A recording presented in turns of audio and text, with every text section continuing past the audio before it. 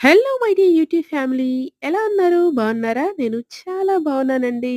చూస్తున్నారా ఈ సక్యులెంట్‌ని?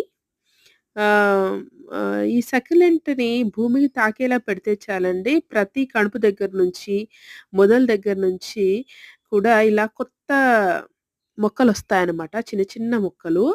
దానికి నే భూమి మట్టిని తాకేటట్లు పెడితే చాలన్నమాట.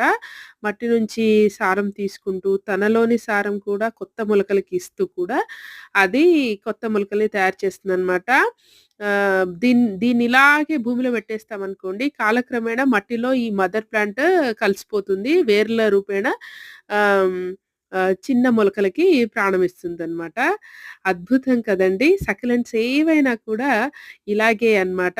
చిన్న పీసు ఆహ్, తీసి భూమికి తాకేటట్టు పెట్టినా కూడా కొత్త మొలకలకి ఊతమిస్తుందనమాట.